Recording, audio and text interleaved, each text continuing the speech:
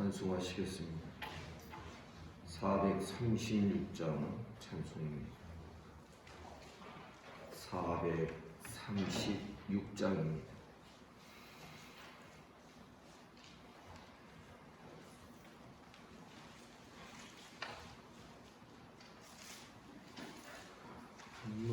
이제 주님의 새 생명 얻었노.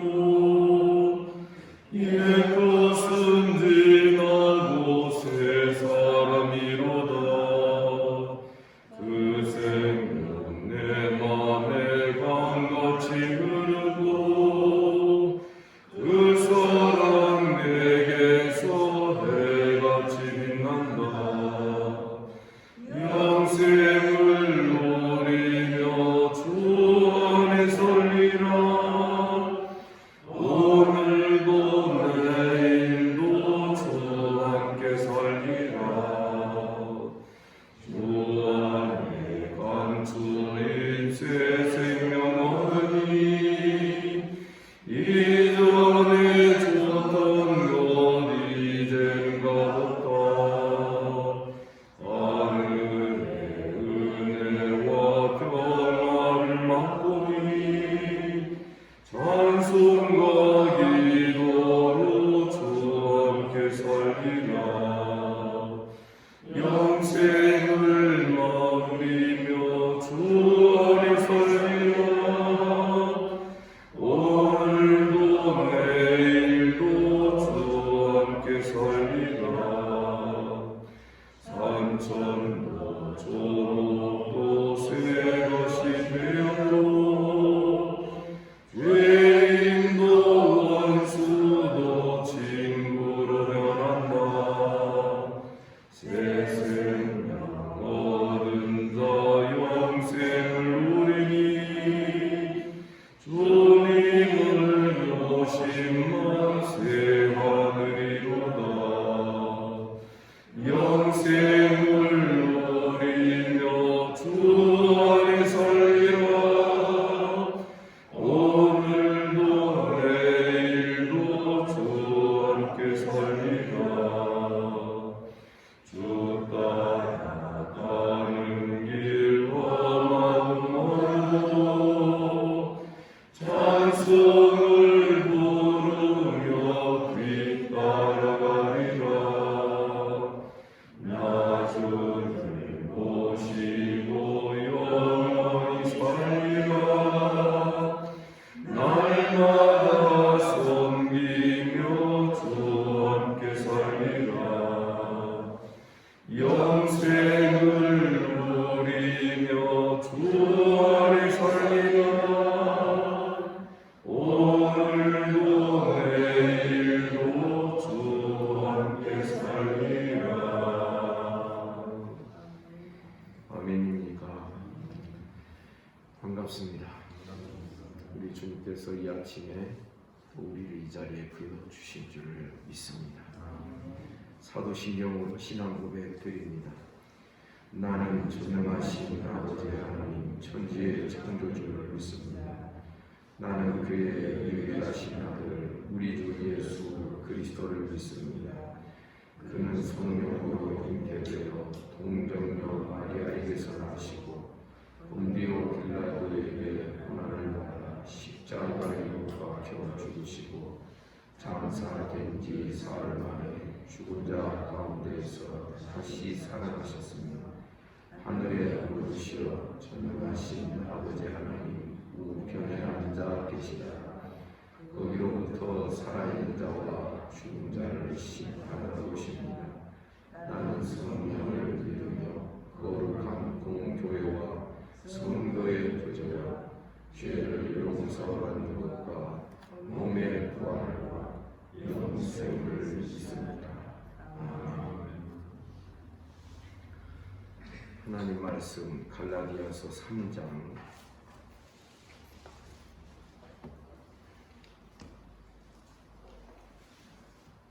갈라디아서 3장 9절부터 18절까지 교독하겠습니다.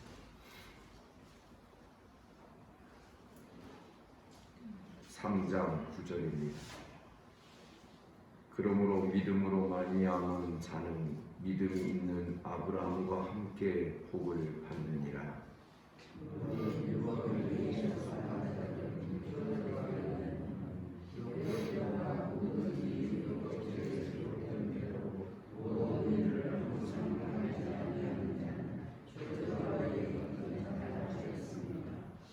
또 하나님 앞에서 아무도 율법으로 말미암아 의롭게 되지 못할 것이 분명하니 이는 의인은 믿음으로 살리라 하였습니다.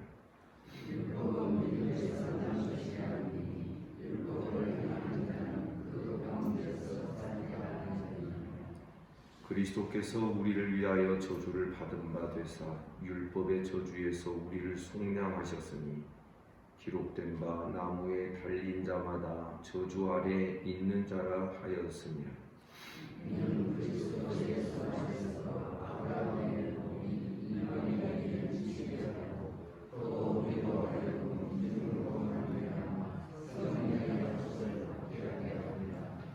형제들아, 내가 사람의 예대로 말하노니 사람의 언약이라도 정한 후에는 아무도 패하거나 더하거나 하지 못하느니라.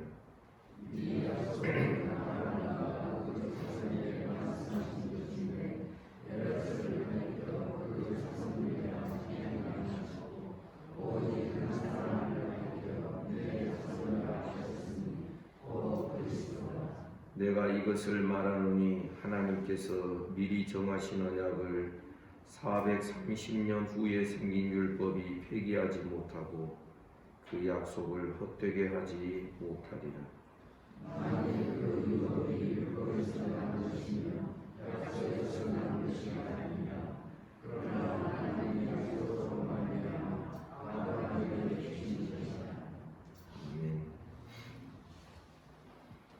9절에 보면 믿음으로 말미암는 자는 믿음이 있는 아브라함과 함께 복을 받는다 그랬습니다.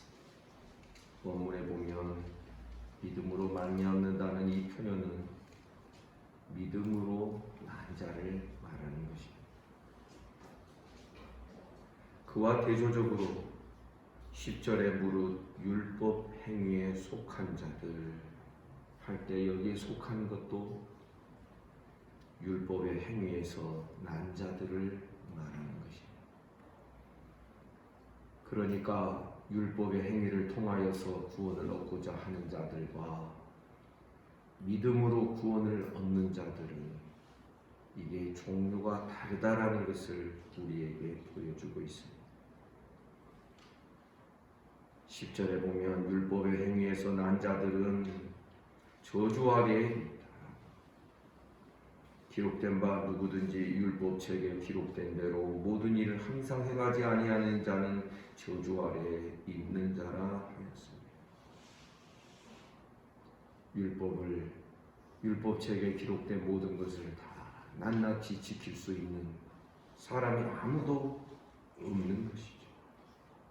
그럼에도 불구하고 율법의 행위를 통하여 의롭다 하심을 받고 하나님 앞에 떳떳하게 나아가고자 하는 이러한 자들은 저주 아래에 있는 자일 수밖에 없다는 것입니다. 이 저주라는 이 표현이 갈라디아서 1장 초두에서 천사들도 하늘에서 내려온 천사들이라 할지라도 다른 복음을 전하는 천사가 있다면 저주를 받을 것이다. 복음의 경계선은 이 복과 저주의 경계선을 이루고 있다는 것을 우리가 기억해야 하는 것입니다. 11절에 보면 또 하나님 앞에서 아무도 율법으로 말미암아 의롭게 되지 못할 것이 분명하다. 왜냐하면 의인은 믿음으로 살리라 하였기 때문에. 의인은 율법으로 산다라고 하지 아니하고 의인은 믿음으로 살리라 하박국서의 말씀이 그렇게 구약 성경에 아주 분명하게 기록된 것을 보니 아무도 율법으로 말미암아 의롭게 된다라고 말한 구석이 구약 성경에 어디에도 없다라는 것입니다. 12절에 보니 율법은 믿음에서 난 것이 아니다. 율법은 믿음으로부터 나온 것이 아니다. 율법과 믿음이 대치가 되는 이것처럼 보여지지만 율법이 믿음에서 난 것이 아니라는 것은 율법의 행위로 의롭다 하심을 받으려고 하는 자들을 말하는 것입니다. 그러한 것은 믿음으로 나온 것이, 믿음에서 나온 것이 아니다. 율법을 행하는 자는 그 가운데서 살리라 하였느니라. 율법을 행하는 자는 그 가운데 기록된 모든 것들을 다 지키면 살 거라고 그랬는데 그것이 가능하지 않다라는 것입니다. 왜 다 지킬 수 없는 율법을 왜 주셨을까? 이것은 내일 본문에 그것이 기록되어 있습니다. 지키지도 못할 율법을 무엇 때문에 하나님이 우리에게 주셨다? 우리를 골탕 먹이시기 위함인가? 아니다라는 것입니다. 율법 자체로는 지킬 수 없으나 미리 말씀드립니다. 율법도 믿음으로 지킬 수 있어야 되는 것입니다. 그것이 하나님께서 시내산에서 율법을 주실 때에 율법만 주신 것이 아니라 율법과 더불어 성막제도, 성소제도를 같이 주셨습니다. 성소제도, 성막제도는 어떤 것입니까? 율법에 실패한 자들이 성소에 나아가서 속죄제를 드리고 그렇게 제사제도가 그 성소제도, 성막제도의 가장 근본을 이루고 첫 번째를 이루고 있는 것을 우리는 눈여겨보아야 되는 것입니다. 그러니까 이 성막제도가 나중에 구약에서 성전이 됩니다. 이 구약의 성전이 신약에서는 어떤 성전으로 바뀝니까? 예수 그리스도가 성전 되십니다. 아멘입니다. 요한복음 2장에 보면 성전된 자기 육체를 가리켜서 말씀하신 그 기록이 있습니다. 그러니까 우리가 거슬러 올라가서 시내산 언약을 딱 보면 그냥 성전제도 주신 것이 아닙니다. 우리 눈으로 볼 때에는 신약으로 구약이 해석이 돼야 되는데 율법과 예수 그리스도를 같이 주신 것입니다. 이 이야기는 내일 조금 더 나누도록 하겠습니다. 13절 그리스도께서 우리를 위하여 저주를 받은 바 되사 율법의 저주에서 우리를 구속하시고 속량하셨으니 기록된 바 나무에 달린 자마다 저주 아래 있는 자라 하였습니다. 율법의 모든 저주로부터 예수 그리스도께서 우리를 속량하셨다. 율법 지키지 못하여 저주받을 우리 인생들, 저주받은 자들을 속량하시기 위하여 예수께서 대신 나무에 달려 율법의 방식대로 저주받은 형태로 죽임을 당하셨다. 그렇게 하신 이유가 14절 이는 그리스도 예수 안에서 아브라함의 복이 이방인에게 미치게 아브라함의 복이 유대인에게만 주어진 것이 아니라 이방인에게까지 복이 미치게 또 우리로 하여금 믿음으로 말미암는 성령의 약속을 받게 하라. 그래서 아브라함의 복이 예수 안에서 성령으로 우리에게 주어진 것을 믿는 자들에게 주어졌다라는 것을 분명하게 우리에게 가르쳐주고 있는 것입니다. 그러므로 성도 여러분, 지금 우리가 받고 믿고 있는 이 예수 그리스도의 십자가에 대한 이 믿음, 그로 말미암아 성령이 우리 가운데 거하시며 우리가 성령으로 말미암아 인침받고 또한 성령의 약속을 따라서 성령은 우리의 기업의 보증이 되시는 이 은혜를 우리는 얼마나 굉장하고 큰 것인지를 우리는 깨달을 수 있어야 되는 것입니다. 어떻게 보면 아브라함도 멀리서만 바라보았던 것입니다. 선지자들도 멀리서만 이야기하고 멀리서만 예언했던 것들, 오늘날 우리는 예수 그리스도 안에서 지금 실제를 지금 이곳에서 받고 경험하고 있다는 것입니다. 이 은혜를 결코 흐릿하게 만들지 말기를 바랍니다. 이 은혜가 분명하게 깨달아져야 됩니다. 그리고 이 아브라함의 복이 지금 이곳에 있는 우리에게 사실로 실제로 확신이 되고 확인이 되고 경험이 되는 이런 은혜가 우리에게 있어야 되는 것입니다. 사랑하는 성도 여러분,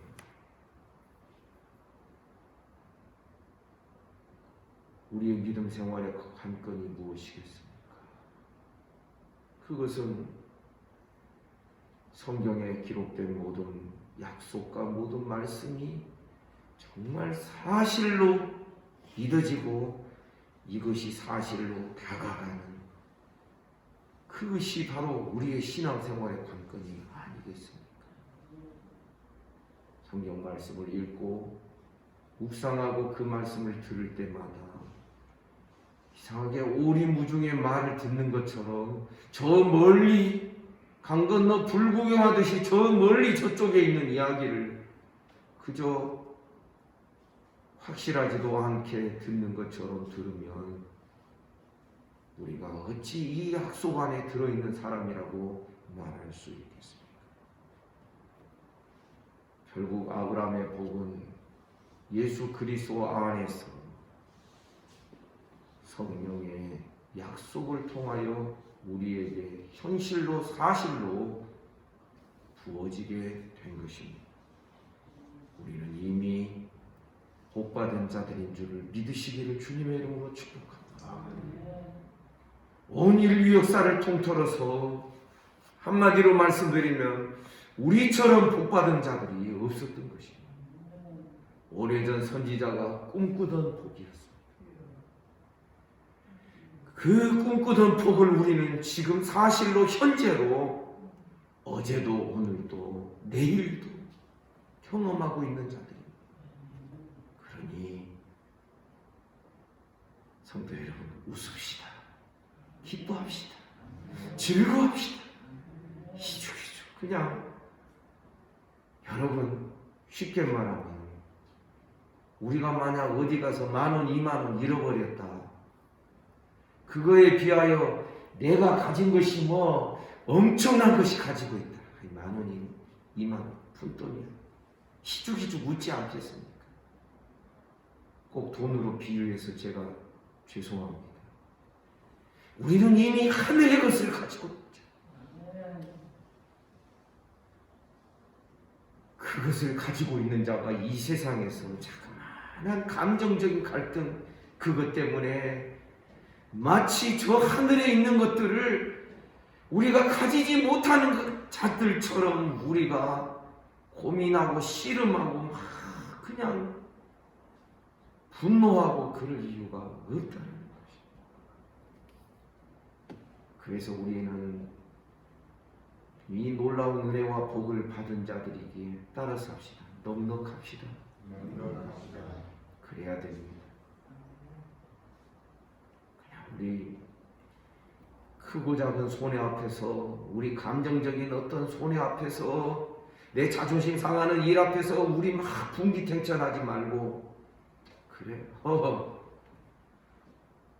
왜? 하나님이 아십니까? 이미 주님 안에 우리는 엄청난 것을 받아가지고 있는 자들. 그래서 여러분, 오늘 하루, 아니 이 말씀을 들은 이후부터 우리는 이런 연습을 해보기를 바랍니다. 내가 얼마나 굉장한 것을 가지고 있는가, 내가 얼마나 굉장한 것을 소유하고 있는가. 우리 인생 절대 헛되지 않았어. 아멘입니까? 우리 정말 수지 맞은 인생 살았잖아. 누구 때문에? 예수님 때문에. 이 기쁨과 즐거움이 우리들의 삶의 결을 다르게 만들어야 돼. 그래서 언젠가 말씀드린 대로 우리가 길 가면서도 그 생각하다 보면 꼭 지나가는 사람이 볼 때 정신 나간 사람처럼 희죽희죽 웃고 지나갑니다. 그런데 내 옆집 사람이 그것을 봤습니다. 근데 한 번이 아닙니다. 두 번, 세 번 계속 그러고만 삽니다. 그러면 어떻게 된다고요? 이 사람이 어느 날 찾아오게 돼 있습니다. 우리의 소망에 관한 이유를 물어보기 위해서. 아니, 당신은 그렇게 큰 집에 사는 것도 아니고 그렇게 넉넉하지도 않는 것 같은데 뭐가 그렇게 좋은 일이 있어? 우리의 소망에 관한 이유를 묻는 자가 생기게 됩니다. 그러면 어떡합니까? 그때에 내 신앙의 고백을 전하는 것입니다.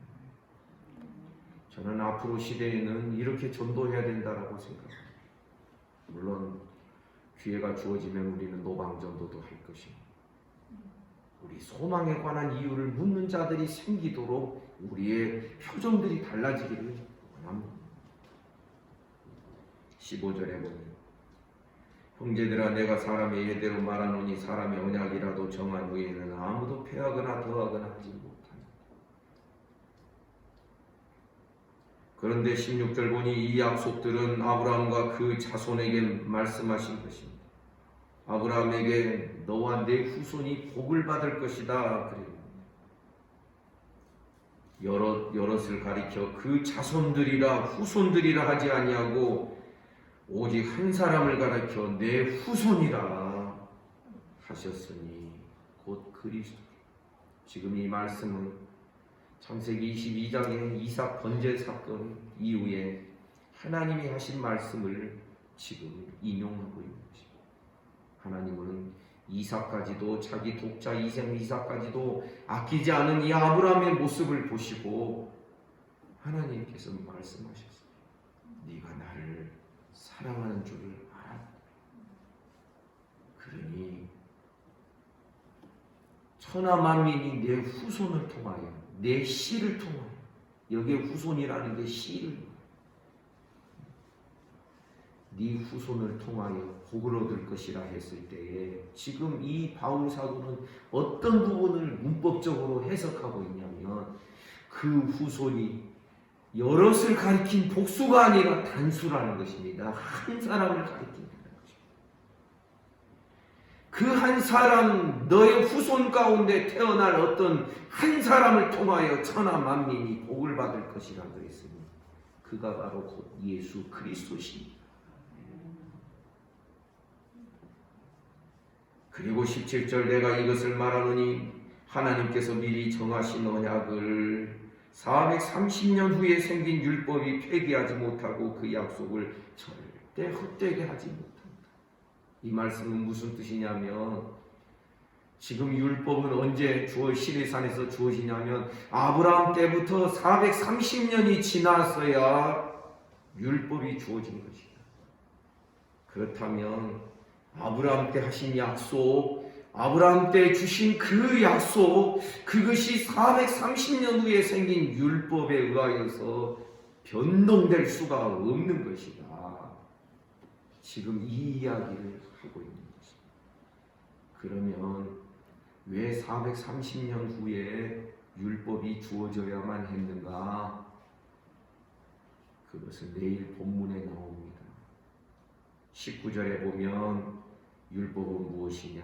범법함으로 더하여진 것이다. 사람들이 죄가 더 많아지니까 율법이 430년 후에 주어진 것이다. 그 430년 후에 주어진 율법이 430년 전에 하나님께서 아브라함과 맺으신 그 언약과 약속을 폐기하거나 바꿀 수 있는 것이 아니다. 지금 그 이야기인 것입니다. 그래서 430년 후에 생긴 율법이 폐기하지 못한다. 그 약속을 헛되이 하지 못한다. 그러면서 18절 만일 그 유업이 그 기업에 대한 약속이 율법에서 난 것이면 약속에서 난 것이 아니어야 하는데 그러나 하나님이 이 약속을 아브라함에게 주셨다라는 것입니다. 율법이 생기기 이전에 430년 전에 아브라함에게 이 약속을 다 주셨다는 거죠. 사랑하는 성도 여러분, 그래서 우리는 깨달아야 됩니다. 믿음으로 의롭게 되고 율법의 자기 행위로 말미암아 의롭게 되지 않는 이 원리는 신약 시대 와서 갈라디아서에서 갑자기 던져진 이야기가 아니라는 것을 바울 사도는 말하고자 하는 거죠. 처음부터 이것을 믿음으로만 구원을 얻게 되어 있고 믿음으로 이 약속을 받게 되어 있고 아멘입니까? 레위기 19장에 보면 나중에 로마서 강론을 통하여 말씀드리겠습니다만 율법도 믿음으로 말미암아 율법이 사용되도록 주어진 것이다라는 것을 성경은 우리에게 가르쳐주고 있는 것입니다. 그러므로 성도 여러분, 우리의 믿음이 잘못된 것이 아닌 줄을 다시 한번 확신하게 됩니다. 더 분명하게 깨닫게 되기를 주님의 이름으로 축복합니다. 그리고 이 안정되고 확신 있는 이 구원의 체계 속에서 믿음 더 잘 배워가는 저와 여러분 우리 모두가 되시기를 주님의 이름으로 축복합니다. 기도하겠습니다. 거룩하신 하나님, 오늘도 우리에게 은혜를 베풀어 주시고 어제 주일 잘 보내고 이 아침에 우리를 이 자리에 불러주시니 감사합니다. 주님께서 이 시간 우리에게 말씀을 대면케 하여 주시니 감사합니다. 오늘도 주님과 함께 동행하게 하시고 우리가 믿음으로 또 예수 그리스도 안에서 하나님의 그 모든 그 약속들, 아브라함에게 주신 그 약속을 얻은 자가 되고 또 소유한 자가 된 것을 늘 감사하며 기뻐합니다. 그래서 이 복받은 넉넉함이 우리들의 삶의 질과 삶의 결을 달리하게 하는 우리의 신앙이 되기를 간절히 소원합니다. 하나님 아버지, 오늘도 우리에게 새날 주셔서 감사합니다. 이 아침에 몸이 아픈 우리 성도들 어루만져 주십시오. 소위로부터 시작하여 최영석 집사님, 정장모님 이르기까지 우리 모든 성도들 이르기까지 하나님 어루만져 주시기를 원합니다. 예수 이름으로 명하노니 깨끗함을 받을지어다.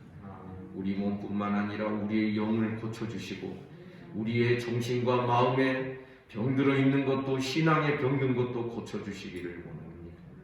말씀으로 토닥토닥 우리를 빚어가시며 만들어가시는 주님의 손길을 느끼며 깨달으며 살아갈 수 있도록 축복해 주시옵소서. 오늘도 나라와 민족을 지켜주십시오. 한국교회 불쌍히 여겨주십시오. 우리 주변의 나라들, 이 지구촌에 죄 지으면서도 고통하면서도 주께로 돌아오지 않는 인생들 하나님 불쌍히 여겨 주시옵소서. 오늘 하루의 모든 삶을 주님께 의탁합니다. 예수님 이름으로 기도하옵나이다. 아멘. 말씀 묵상 하시겠습니다.